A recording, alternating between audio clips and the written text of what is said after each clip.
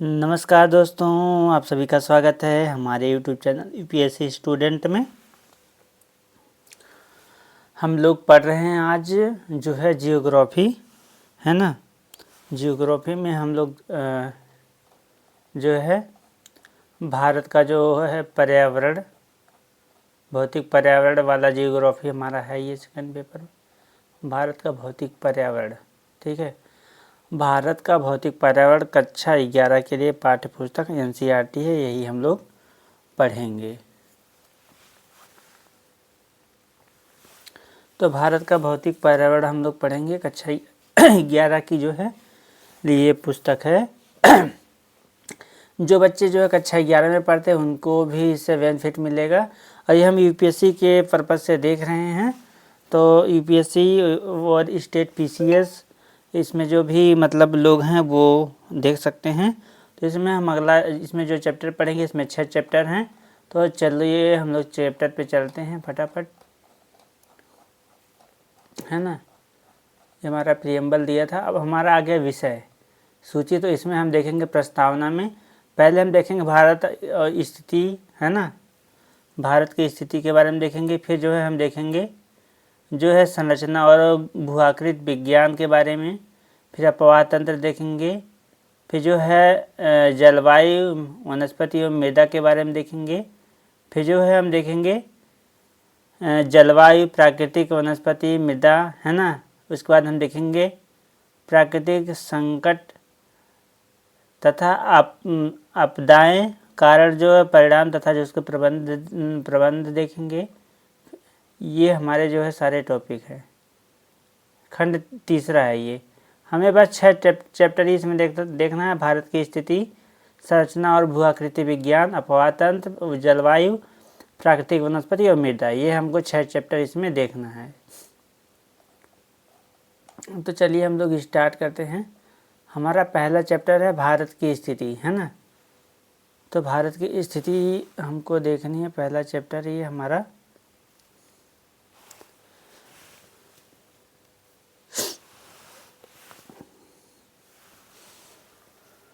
तो हम लोग जो है देखेंगे भारत की स्थिति के बारे में। तो भारत की स्थिति मैं आपको बता देता हूँ। इसमें जो है बताया गया है कि पिछली कक्षा में कह रहा है कि आप जो है भारत का जो मानचित्र देख चुके होंगे। जब मतलब आप जब जो ये 11th क्लास के, जब आप 9th और 10th की पढ़े होंगे, है ना। कह रहा है जरा जो है, फिर जो है जरा कह रहा है गौर से देखिए और अक्षांशीय एवं दशांतरी विस्तार ज्ञात कीजिए, है ना। तो ये चीज़ें कह रहा है। तो इसमें हम देख लेते हैं इसका जो क्षेत्रफल है भारत की स्थिति का। उसमें जो भारत का क्षेत्रफल जो है 32.8 लाख वर्ग किलोमीटर है ना।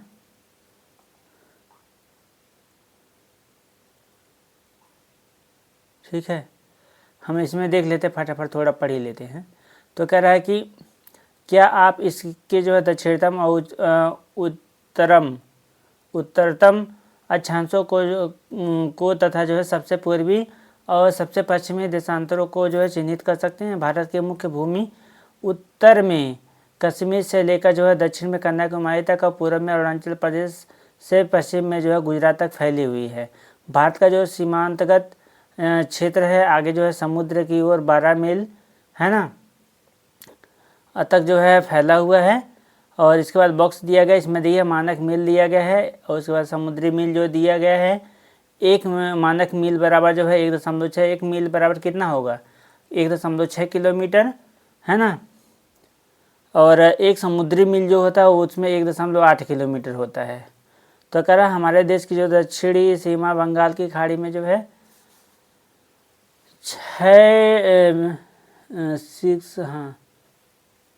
45 है, उत्तरी अक्षांश के जो है साथ निर्धारित होती है।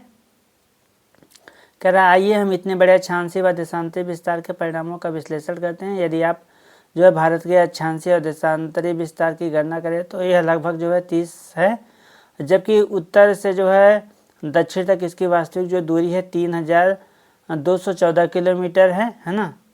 कहाँ से कहाँ तक की दूरी कह रहा है कि जो कहाँ की कह रहा है 3000 जो है उत्तर से दक्षिण, है ना।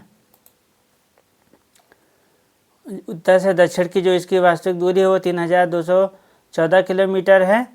और कह रहा है पूरब से पश्चिम तक जो है इसकी दूरी केवल जो है, पूरब से पश्चिम की तरफ जो इसकी दूरी है केवल वो जो है 2933 किलोमीटर है ना। इसके बाद कह रहा है इस अंतर का क्या कारण है, कि इसका अंतर का क्या कारण है, इसे जो है जानने के लिए पुस्तक में हमको पढ़ना है। कह रहा है कि भूगोल के प्रयोगात्मक कार्य में दिया गया है इसमें, है ना। कह रहा है यह अंतर जो है इस तथ्य पर आधारित है कि ध्रुवों की ओर जाते हुए समय जो है दो अक्षांतरी की बात की इसमें, जबकि जो है दो अक्षांशों रेखाओं के बीच दूरी हर जगह एक सी रहती है। कह रहा है दो अक्षांशों रेखाओं के बीच की जो दूरी ज्ञात कीजिए। अब कह रहा है अक्षांश रेखाओं के जो मानों से ज्ञात होता है कि जो है ना, जो अक्षांश रेखाएं उनके मानकों से ज्ञात होता है कि जो है ये कि जो भारत की जो है दक्षिणी हिस्सा उष्णकटिबंधीय है ना, जो भारत का दक्षिणी हिस्सा वो उष्णकटिबंधीय और उत्तरी हिस्सा जो है उपोष्णकटिबंधीय। अभी मैं आपको समझाता हूँ सारी बात। अथवा शीतोष्ण कटिबंधीय में स्थित है। घबराने के लिए नहीं आपको, आप घबराइए मत, मैं अभी आपको बताऊंगा सारा कुछ, है ना। कह रहा है यही स्थिति जो है देश के भूआकृत जलवायु, मिट्टी के प्रकारों तथा जो वनस्पति में पाई जाने वाली भारी भिन्नता के लिए है। ठीक है। कह रहा आइए अब हम जो है देशांतरी विस्तार के लिए जो है भारत के लोगों पर जो है उनके प्रभाव के, है ना, भारत के लोगों के उनके प्रभाव का जो है अध्ययन करें। तो ये चीज़ें कही गई हैं। उसके बाद देखो 30 डिग्री का अंतर होता है। कह रहा है हमारे देश का जो है सबसे जो पूर्वी भाग होगा, पूर्वी भाग कहाँ है, अरुणाचल प्रदेश, और सबसे पश्चिमी भाग जो है ना गुजरात है। इन दोनों के बीच की जो डिस्टेंस है इसमें जो है ना 2 घंटे का अंतर पैदा करती है। आप जो है कह रहा है आप भारतीय मानक समय से पहले से ही परिचित हैं। जो है मानक यामोत्तर का क्या उपयोग है, जब कह रहा है जब उत्तर पूर्वी राज्यों में हो जैसलमेर की तुलना में जो है सूरज 2 घंटे पहले उदय होता है, तो पूर्व में डिब्रूगढ़, इम्फाल, है ना, तथा जो है देश के अन्य भागों में स्थित जैसलमेर, भोपाल अथवा जो है चेन्नई से जो है घड़ियाँ एक जैसा जो है समय दिखाती हैं। ऐसा क्यों होता है? भारत के कुछ ऐसे स्थानों के नाम लिखिए जिनमें से जो है मानक यामोत्तर गुजरती है। ठीक है, तो आपको देखना उसमें मानक यामोत्तर कहाँ गुजरती है, मैं भी आपको बताता हूँ। विश्व के देशों में जो है आपसी समझ के तहत जो है मानक यामोत्तर को जो है 730 देशांतर के गुणांक पर जो है चुना जाता है। यही कारण है कि 82.30 मतलब 82-30 पूर्व यामोत्तर को जो है भारत का मानक यामोत्तर चुना गया है। भारतीय मानक जो समय ना ग्रीनविच मध्य समय से जो है 5 घंटे 30 मिनट आगे है, क्योंकि जो है कुछ देश ऐसे हैं जिनमें जो है अधिक पूर्व पश्चिम विस्तार के कारण एक से अधिक मानक देशांतर रेखाएं, उदाहरणतः जो है संयुक्त राज्य अमेरिका में जो है 6 समय कटिबंध हैं। वहाँ पे 6 टाइम जोन है। जैसे हमारे यहाँ जो घड़ी में टाइम बजता है वो पूरे देश में एक ही टाइम बजता है, लेकिन वही जो अमेरिका में 6 घड़ी टाइम बजता है। जैसे कहीं 12 बज रहा है, कहीं 1 बज रहा है, कहीं 2 बज रहा है, कहीं 5 बज रहा है, इस तरीके से, है ना। लेकिन हमारे देश में एक ही बजता है, जबकि हमारे अरुणाचल प्रदेश और जो गुजरात की दूरी है वो 2 घंटे का फ़र्क है। अगर सुबह में 4 बजे जो है गुजरात में, वहाँ सुबह में 4 बजे जो है भोर हो रहा है, सूरज निकल जाता है सुबह में 4 बजे अरुणाचल प्रदेश में, जबकि गुजरात में सुबह में 8 बजे सूरज निकलता है। 4 बजे वहाँ निकलेगा तो यहाँ 6 बजे निकलेगा, 2 घंटे का अंतर होता है, लेकिन वो डिस्टेंस थोड़ा सा ज़्यादा हो जाता है फिर, है ना। हम आगे में देख लेते हैं जैसे इसमें बताया गया है। अब देखिए जो मानक यामोत्तर है वो यहीं से ये 80, ये देखिए 80 है ना, इसके बीच में यहाँ 82 यहाँ है 82.30 डिग्री, तो यहीं से ये रेखा आती है एक, यहीं से मानक यामोत्तर रेखा जो है यहीं से आती है, और ये सीधे यूपी के जो है मिर्ज़ापुर की तरफ से होते हुए ये सीधे यहाँ पे ऐसे जाती है। ठीक है,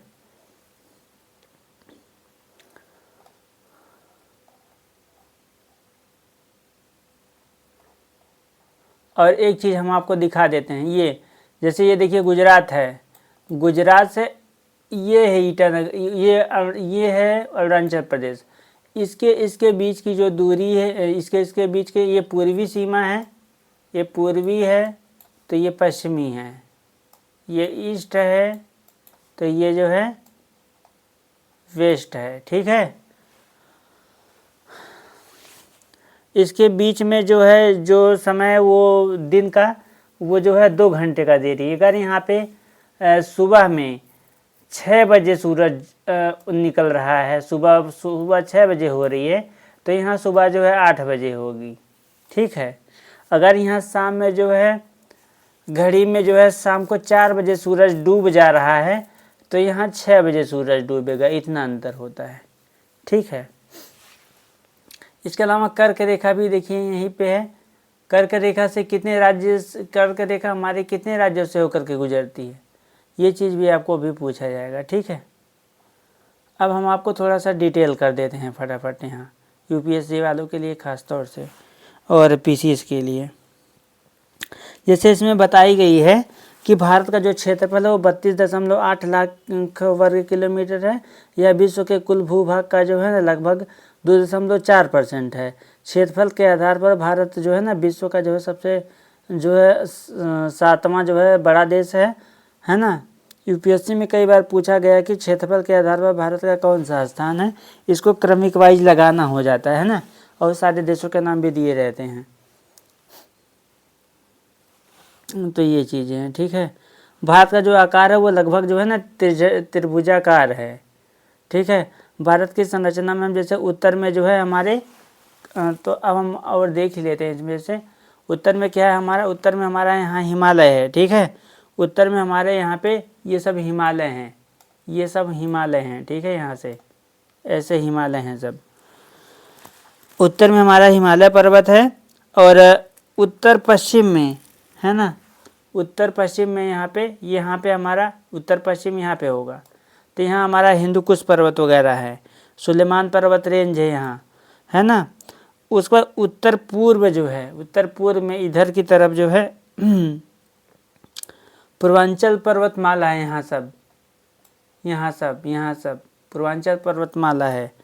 और जो है मध्य में गंगा पुत्र का जो है मैदान है। मध्य में यहाँ पे क्या है, गंगा पुत्र जो है, गंगा और ब्रह्मपुत्र है ना। गंगा का मैदान यहाँ से ऐसे होके आता है और ब्रह्मपुत्र का मैदान यहाँ से होके आता है। मैं आपको बताता हूँ, एक सेकेंड। गंगा का देखो यहाँ से आता है, ब्रह्मपुत्र का यहाँ से आता है। ठीक है, उसके बाद हम देखेंगे, कह रहे हैं आगे जो है दक्षिण में जो प्रायद्वीप है, प्रायद्वीपीय पठार है हमारा जो दक्षिण है, ये सब, ये देखो, ये है ना, ये हमारा जो है प्रायद्वीप है। ठीक है, ये हमारा प्रायद्वीपीय पठार है, ये हमारा प्रायद्वीपीय पठार है। ठीक है, तीनों ओर से दक्षिण भाग जो है हमारा हिंद महासागर से घिरा है। देखिए यहाँ से यहाँ तक ये सब ये तीनों ओर से क्या है, हिंद महासागर है ना। ये तीनों ओर से क्या है, हिंद महासागर है, यहाँ से हमारा घिरा हुआ है, हिंद महासागर है। ठीक है, ये पूरा, और इसमें जो है कई सागर में बटे हुए हैं बाद में, जैसे अरब सागर हो गया, बंगाल की खाड़ी हो गया, तो ये अलग अलग यहाँ पे छोटे छोटे सागर बनाए गए, नामकरण हुआ इनका। समुद्री तट हम देखेंगे, यही कारण है कि जो है ना भारत को जो है भारतीय उपमहाद्वीप कहा जाता है, क्योंकि यहाँ पे इनका अलग अपना मौसम पाया जाता है। यहाँ हर तरीके का मौसम, इधर देखो कहीं सर्दी पड़ रही है तो इधर कहीं बहुत ज़्यादा गर्मी, उपोष्णकटिबंधीय यहाँ पे वो पाए जाते हैं, है ना। फिर यहाँ पे तट, यहाँ दोनों तट समुद्र भी पाया जाता है। लैंड हमारी कंट्री क्या है ये कि यहाँ से ना यहाँ पे हमारा जो सुरक्षा कवच हिमालय करता है, साइबेरिया से आने वाली जो हवाएं हैं, और इसके अलावा जो मौसम यहाँ से बारिश का होता है वो यहाँ पे हिमालय उनको रोकते हैं, और यहाँ से थार जो मरुस्थल है उनको जो है अरावली रोकते हैं। तो जिससे हमारे यहाँ मौसम की विविधताएँ पाई जाती हैं और बारिश वगैरह सारा कुछ मानसून हमारे यहाँ पाए जाते हैं। जो हमारा समुद्र तट रेखा है उसको जो है हम जो कुल भारत की जो कुल तट रेखा है द्वीप समूह सहित ना, वो 7,500 जो है 16 किलोमीटर है। और भारत का दक्षिणी भाग समुद्र से जो है ना आगे बढ़ा हुआ है, इसीलिए इसे जो है प्रायद्वीप देश कहते हैं। ठीक है। भारत एवं उसके जो पड़ोसी देश हैं, भारत एशिया जो है ना महाद्वीप में जो है दक्षिण मध्य भाग में स्थित है। और जो है भारत की स्थिति हम जैसे भारत ये है ना, तो ये यहाँ पे है। तो स्थल पड़ोसी जो इसके देश हैं, तो पड़ोसी देश में हमारे यहाँ पाकिस्तान है, ये पाकिस्तान के बाद इधर अफ़गानिस्तान है यहाँ। ठीक, अफ़गानिस्तान, फिर चाइना है इधर, चाइना के बाद फिर यहाँ देखो बीच में नेपाल है, नेपाल के बाद फिर देखो भूटान यहाँ है ये छोटा सा। उसके बाद देखो हमारा बांग्लादेश है यहाँ बीच में, हमारे गोदी में खेल रहा है हमारा पोता है ना, बेटा हमारा पाकिस्तान है। उसके बाद जो है म्यांमार है यहाँ बगल में यहाँ। और ये सारे जो हमारे 7 कंट्री हैं जो हमारे मतलब पड़ोसी हैं। ठीक है। अब हम आगे में देखते हैं, जैसे समुद्री जो पड़ोसी देश हैं उसमें जो है यहाँ पे देखिए श्रीलंका है। ठीक है। और इसके नीचे श्रीलंका के थोड़ा सा यहाँ आएंगे आप, तो यहाँ लक्षद्वीप है, यहाँ पे ये यहाँ पे थोड़ा सा यहाँ पे जो है वो है मालदीव है। ठीक है। ये है श्रीलंका भारत से जो है ना यहाँ पे पाक जल संधि है, ये बीच में, ये बीच में जो बीच का ये इलाका पड़ रहा है ये पाक जल संधि है। यहीं से जो है पाक जल संधि है, यहाँ से जो मतलब भारत और श्रीलंका के बीच में पाक जल संधि है, जो मतलब हमारे देश को श्रीलंका को अलग कर रहा है। अब हिमालय के महत्व के बारे में बात कर लेते हैं। तो हिमालय के क्या क्या महत्व हैं हिमालय के, है ना। तो हिमालय का महत्व है कि जो है हिमालय प्राकृतिक अवरोध का जो है काम करता है, और जो विदेशी आक्रमणकारी हैं वो इसी वजह से भारत में ज़्यादातर नहीं आ पाए, है ना। आक्रमणकारी जो है, लेकिन आए बहुत आक्रमण हुआ है यहाँ पे, लेकिन इतना ज़्यादा आक्रमण से थोड़ा सा सुरक्षा मिल जाता है। अब चाइना भी हमारे ऊपर ज़्यादा आक्रमण उधर से नहीं कर सकता, क्योंकि उधर के जो पहाड़ है बहुत है, नवीन वलित पर्वत है बहुत ऊँचे हाई है ना, इस वजह से। इसके अलावा मानसून वर्षा में भी सहायता होता है। जैसे हमारे यहाँ जो बारिश वगैरह आती है, अगर हमारा ये पर्वत यहाँ पे हिमालय ये नहीं होता तो यहाँ से हमारा मानसून आता है, यहाँ से गर्म हवाएं आती और यहाँ से सीधे जाती हैं, तो यहाँ पे जाकर के टकराती हैं जब हिमालय से, तो खड़ा हो जाती हैं और यहाँ पे फिर बारिश उनको करना हो जाता है ठंडा। इसके अलावा और जब यहाँ से सागर से पानी उठाते हैं, जब यहाँ से सागर से पानी कोई नहीं मिलेगा तो ये हवाएं अगर हिमालय नहीं होती तो सीधे निकल जाती और चाइना वगैरह में जाके बारिश होता है ना। तो अगर नींबू भरा रहेगा, नींबू में रस रहेगा और यहाँ कोई नहीं रहेगा, तो हिमालय क्या करता है, नींबू यहाँ से पानी नींबू जब यहाँ से रस भरता है यहाँ ले जाकर के हिमालय इनको क्या निचोड़ देता है यहीं भारत में, तो भारत में खूब बारिश हो जाती है, मानसून आ जाता है ना, ये चीज़ें होती है। ठीक है। इसी वजह से हिमालय की वजह से हमारे यहाँ सदा नीरा नदियाँ भी पाई जाती हैं, जिसमें हमेशा पानी पाया जाता है। जैसे ये जो भी मतलब यहाँ से गंगा निकलती हैं, भागीरथी, ये सारी जो नदियाँ निकलती हैं यहाँ से, सिंधु वगैरह, वो सारी नदियों में हमेशा पानी रहता है, तो हमारे ग्लेशियर का भी काम करते हैं हिमालय, है ना। और भारत की सामरिकी स्थिति, जैसे भारत जो है हिंद महासागर के बीच में स्थित है ना, यहाँ पे भारत की स्थिति है, यहाँ पे देखते हैं। जैसे ये देखो, ये China, Myanmar, Thailand, Malaysia, Indonesia, Singapore, Somalia, Yemen, युमान, यहाँ सब है ना, कराची वगैरह। अब भारत की जो स्थिति है वो देखो यहाँ बीच में है, तो यहाँ से सारे लोग क्या करते हैं, ये है बंदरगाह, यहाँ से लोग जो है इधर से आएंगे, तो हमारा अंडमान निकोबार द्वीप समूह यहाँ पे पड़ता है ये, तो इधर से ही तब भी उनको जाना पड़ेगा, है ना। वो क्या नाम है, व्यापार के लिए उनका जहाज़ वगैरह कहाँ से जाएगा, फिर इधर लाल सागर की तरफ से होके जाता है। दूसरा इधर से लोग आएंगे जहाज़ लेके, तब भी यहाँ आएंगे तो फिर इधर जाएंगे, उनको घुमा फिरा के इधर से जाना ही पड़ेगा, है ना। तो हमारी जो स्थिति है वो बहुत ही अच्छे पॉइंट पे है, जहाँ से हम लोगों को काउंटर कर सकते हैं, लोगों को हम मुहैया प्रोवाइड कर सकते हैं, है ना। तो ये सारी चीज़ें कर सकते हैं हमारे एक ये जो है बहुत अच्छे पॉइंट पे हम बैठे हैं। इसके अलावा प्राचीन काल से व्यापार मार्गों का केंद्र रहा है भारत, है ना, क्योंकि इधर से ऊपर से रेशम मार्ग जाता था, तो यहाँ से जो है जल मार्ग के माध्यम से जो है जहाज़ें आती थी और इधर से होकर के जाती थी। एशिया, अफ्रीका और यूरोप को जोड़ने वाला जो समुद्री स्थिति है वो भारत ही है। कोई भी देश इधर से देखो यहाँ से आएगा, ये है अफ्रीकन कॉन्टिनेंट और इधर है सऊदी अरेबियन कॉन्टिनेंट, है ना ये, और ये इधर से प्रायद्वीप है ये। तो इधर से अगर कोई भी आ रहा है तो इधर भारत से होकर के ही फिर इधर चाइना की तरफ जाएगा, थाईलैंड, जापान, है ना। तो इस चीज़ों का फ़ायदा भारत को मिलता था। तो इस और कई बार इसके बारे में क्वेश्चन पूछा गया है। यूपीएससी के लिए मुख्य बिंदु जैसे बता दे सकते हैं, जैसे इसमें जो अभी मैंने बताया आपको, क्षेत्रफल की दृष्टि से जो है भारत जो है 32.8 लाख वर्ग किलोमीटर है। विश्व में जो भारत का 7वां स्थान है। तट रेखा हमने बताया कि 7,516 किलोमीटर है। और जो है हमने बताया भारत उपमहाद्वीप क्यों कहलाता है, ये चीज़ें मैंने आपको बता दी। और पड़ोसी देशों की सूची भी मैंने आपको बता दी, पड़ोसी देश में कौन कौन से देश है। और पाक जल संधि है उसके बारे में हमने बता दी, यहाँ पे पाक जल संधि है जो श्रीलंका से हमको अलग करती है। ठीक है, ये चीज़ें हमने क्लियर कर दी।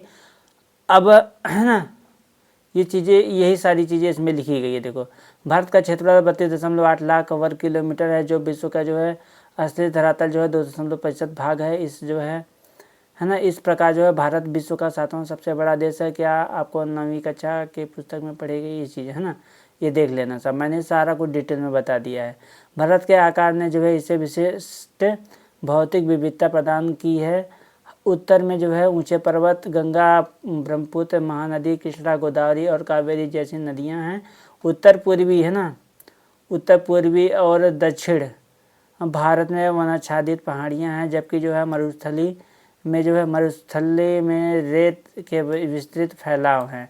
उत्तर में हिमालय पर्वत, उत्तर पश्चिम में हिंदुकुश व सुलेमान श्रेणी व उत्तर पूर्व में जो है पूर्वांचल पहाड़ियाँ, और जो है दक्षिण में विशाल हिंद महासागर से जो है सीमांकित एक जो है बृहद भौगोलिक इकाई है। इसे जो है भारतीय उपमहाद्वीप कहा जाता है ना। इस पर इसमें कहा है कि पाकिस्तान, नेपाल, भूटान, बांग्लादेश और भारत आते हैं ये लोग। भूतकाल में जो है कह रहा है हिमालय अपनी जो है अन्य श्रेणियों के साथ एक मजबूत भौतिक अवरोधक की जो है भूमिका निभाता रहा है। खैबर और बेलन, शिवकिला, नथुला और बोमडीला जैसे कुछ पहाड़ी दर्रे हैं जहाँ से मतलब कई बार आक्रमण वगैरह भी वो मुश्किल, है ना, इसे पार करना लोगों के लिए मुश्किल भी है।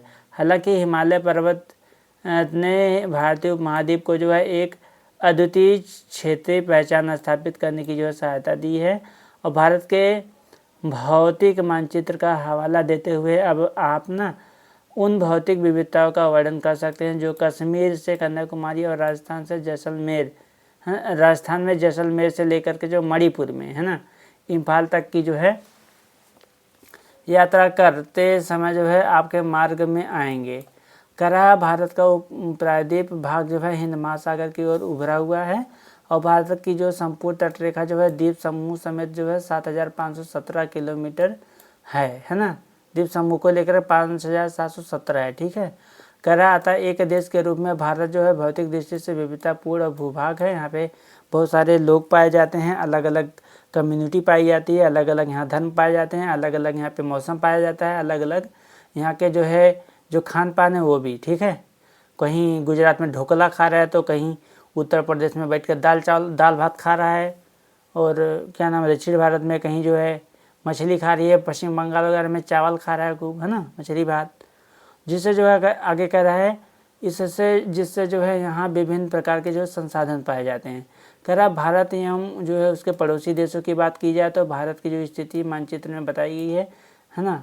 कह रहा भारत के एशिया महाद्वीप के जो है दक्षिण मध्य भाग में जो है स्थित है, और बंगाल की खाड़ी और अरब सागर के रूप में ना विस्तृत इनकी जो दो भुजाएं हिंद महासागर के साथ जो है सीमा बनाती हैं। और प्रायद्वीपीय भारत के जो है इसे समुद्री की स्थिति की वजह से ही भारत समुद्री वायुमार्गों द्वारा अपने पड़ोसी क्षेत्रों से जुड़ा हुआ है ना। हमने सारा कुछ पॉइंट आपको दिखा दिया। मानचित्र को देखते हुए भारत के पड़ोसी देशों की एक जो है सूची बनाइए करा है। श्रीलंका और मालदीव हिंद हाँ, सागर में स्थित दो जो है द्वीपीय देश हैं जो भारत के पड़ोसी हैं, है ना। श्रीलंका और मैंने मालदीव को भी दिखा दिया। और भारत से जो है मन्नार की जो है खाड़ी और पाक जल संधि द्वारा इसको अलग है। इसके अलावा खाड़ी और तथा जल संधि में अंतर स्पष्ट कीजिए। खाड़ी क्या होती है और जल संधि वो भी मैं आपको बता दूंगा, ठीक है। अब देखो, क्या आप सोचते हैं कि जो है आज के आधुनिक युग में जो है भौतिक दूरी अपने पड़ोसी देशों के से जो है अंतःक्रिया करने में जो बाधक है? हमने किस प्रकार भौतिक दूरियां पैदा की हैं, है ना। यात्रा के घर्षण के तरह अब देखो खाड़ी और जल संधि का, है ना। जल संधि और खाड़ी में आपको 1 मिनट में बता देता हूँ। जैसे ये देखो, जो भूमि का मतलब बहुत ही मतलब बड़ा भाग होगा, है ना, और उसके बीच का जो जल फंसा हुआ जो जल होता है उसको बोलते हैं खाड़ी। ये देखो यहाँ पे इतना सा है ना, यहाँ पे ये जो है इसको खाड़ी बोलते हैं। लेकिन जब संकरे भाग, जब दो भूमिखंडों के जो संकरे भाग से स्ट्रेट होता है उसी को बोलते हैं जल संधि। मतलब संकीर्ण होता है, पतला होता है और दो भूखंडों को जो है वो जोड़ने का काम करता है, उसी को बोलते हैं। और दो जलाशयों को अलग करने का और दो भूखंडों को जो है दो भूखंडों को जोड़ने का काम करता है। दो जलाशयों को जोड़ने का और दो भूखंडों को अलग करने का काम करता है, उसी को जो है हम बोलते हैं, ठीक है। उसी को हम क्या बोलते हैं? जल संधि बोलते हैं। अब हम देख लेते हैं इसके जो क्वेश्चन हैं वो सारे, ठीक। अब जैसे इसमें कहा है भारत का जो है अक्षांशीय विस्तार भारत के संपूर्ण भूमि के विस्तार के संदर्भ में प्रासंगिक हैं, है ना। तो हमने जो है अभी पीछे पढ़ा था, तो है ना, क्योंकि पीछे कहाँ पे पढ़ा था, ये ऊपर में मैं दिखाता हूँ, 1 सेकंड, आप ऐसे ही रहो।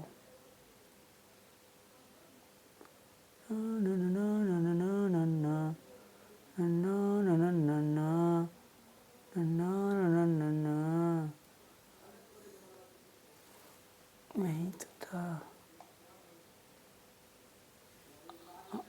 ये है 8 ना, 8.4।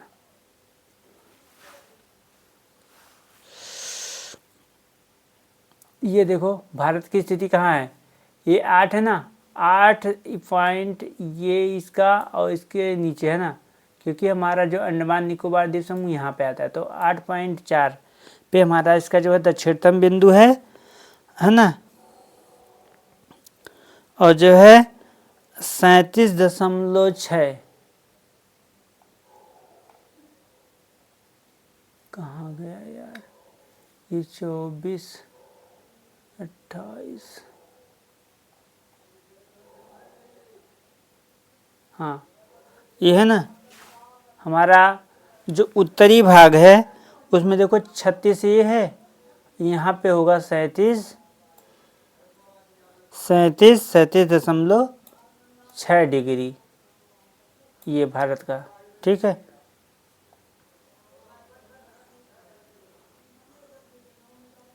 ऑप्शन में क्या है, ऑप्शन में क्या है,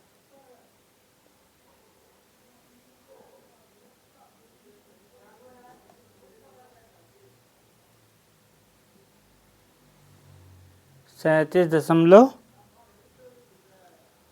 8.4 है ना, 8 डिग्री 4 मिनट उत्तर से 37 डिग्री 6 मिनट उत्तर, ये है, कहाँ गया, ये है, ठीक।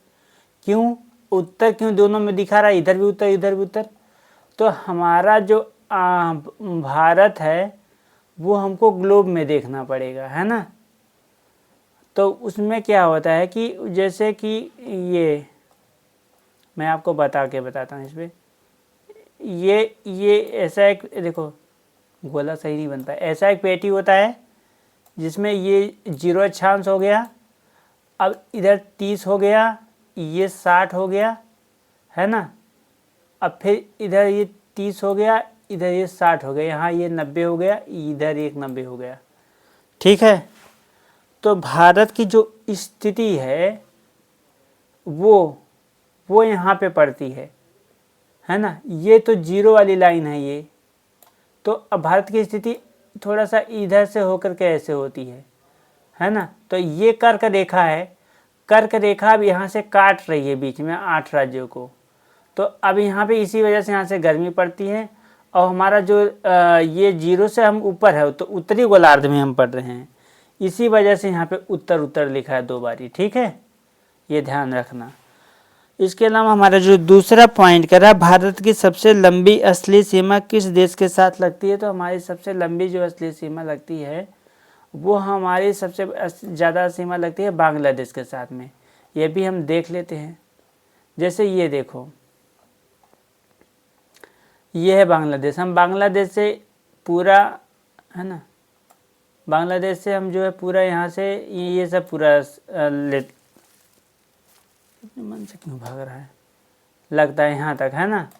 इसके अलावा हमारा जो है सबसे बड़ा जो बांग्लादेश से लगता है। इसके अलावा हमारा दूसरा जो क्वेश्चन करा, निम्नलिखित में से कौन सा देश क्षेत्रफल में जो है भारत से बड़ा है इसमें से। तो भारत में कौन सा देश बड़ा है, चाइना बड़ा है भारत से, उससे बड़ा तो कोई मिस्र वगैरह तो है नहीं भारत से बड़ा, है ना। अगला क्वेश्चन कह रहा है, निम्नलिखित यामोत्तर में से जो है कौन सा भारत का मानक यामोत्तर है ना। तो मानक यामोत्तर कौन सा है, 82.30 जो पूरब में है, ठीक है। हमने अभी आपको एक लाइन खींचा था और तब बताया था कि कहाँ से ये है 82.3, यहाँ पे 82.30, ठीक है, 82 डिग्री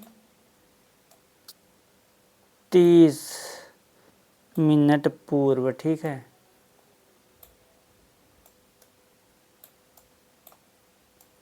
पूर्व है।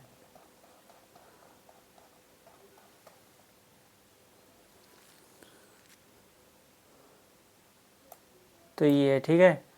इस बात कह रहा है 5वां, अगर आप एक सीधी रेखा में राजस्थान से नागालैंड की यात्रा करें तो नदियाँ, निम्नलिखित नदियों में से किस एक को आप पार नहीं करेंगे। तो किस नदी को आपको पार नहीं करना पड़ेगा, राजस्थान से नागालैंड जाना है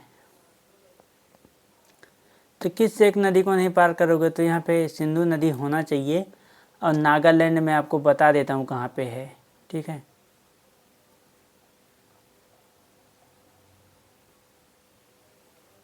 ये देखो नागालैंड है ना, नागालैंड है, और हमको राजस्थान से जाना है। राजस्थान यहाँ से अगर हम ऐसे जाएंगे तो हमको जाहिर सी बात है गंगा को पार करना पड़ेगा, यहाँ पे ब्रह्मपुत्र को पार करना पड़ेगा, और कौन सी नदी थी, और कौन सी नदी थी, गंगा ब्रह्मपुत्र को हम पार कर रहे हैं, यमुना को भी पार करना ही पड़ेगा, ठीक है, यमुना दिल्ली में पड़ती है।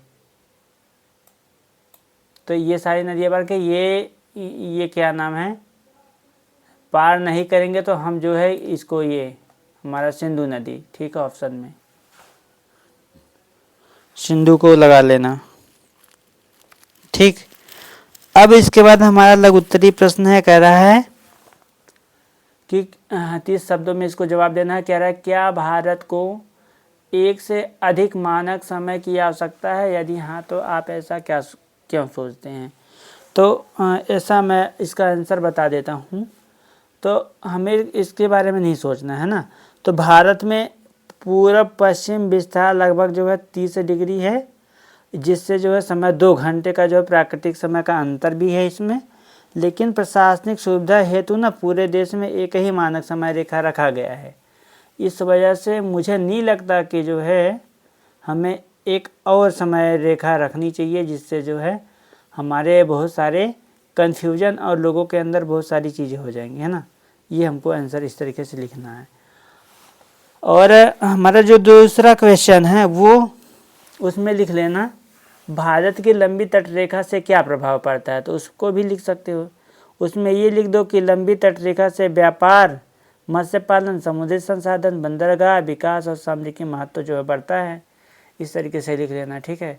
तीसरा क्वेश्चन जो कह रहा है भारत का देशांतरी फैलाव इसके लिए जो है किस प्रकार लाभप्रद है, तो ये लिख सकते हो इसमें कि जो है मैंने अभी आपको बताया कि कर्क रेखा जो है भारत को उष्ण एवं जो है उपोष्ण क्षेत्रों में जो है विभाजित करता है ना। कर्क रेखा के जो है नीचे वाले जो क्षेत्र होंगे, जो दक्षिण भारत है वो जो है उष्ण होंगे, जबकि जो बीच वाले क्षेत्र होंगे जैसे जहाँ पे दिल्ली वगैरह है, मध्य प्रदेश वगैरह है, ये जो है उपोष्ण क्षेत्र में आ जाएंगे। इसमें जो है जलवायु, वनस्पति और कृषि में विविधता पाई जाती है, ये चीज़ें लिख सकते हो, ठीक है। और यहाँ का जो मतलब खान पान है, रहन सहन, ये सारी चीज़ों का भी लाभ है। यहाँ पे अलग अलग फूड, अलग अलग तरीके की चीज़ें पाई जाती है ना। अब हमारा जो है आगे जो हमारा क्वेश्चन है वो ये कह रहा है कि जो है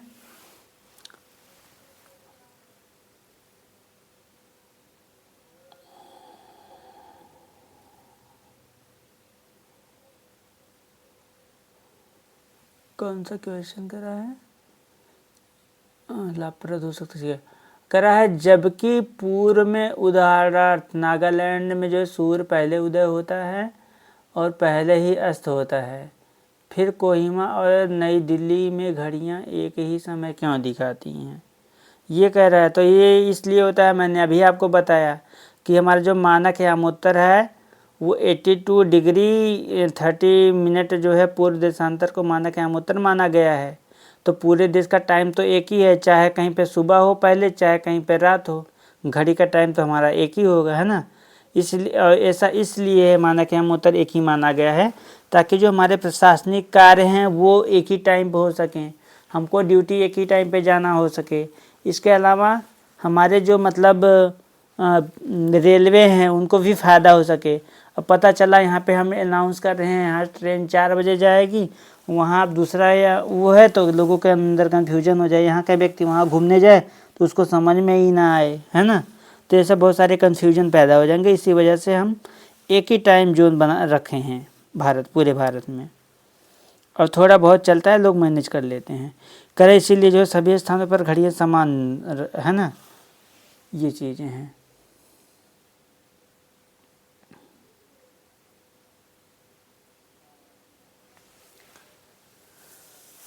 चलिए ठीक है, अब हम देखेंगे दूसरे क्लास में दूसरा चैप्टर।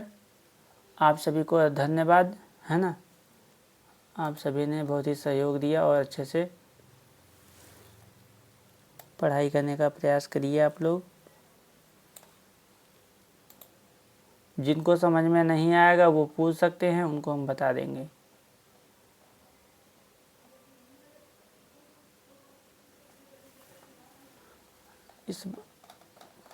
अगर वीडियो साफ नहीं दिख रहा होगा तो कमेंट बॉक्स में कमेंट कर दीजिएगा, मैं अगले वीडियो से आपको थोड़ा सा और सही करके ले आऊँगा। इस बार मेरे को लगता है थोड़ा आज मैनेज कर लो, कल से हम सही ले आएंगे, ठीक है। धन्यवाद।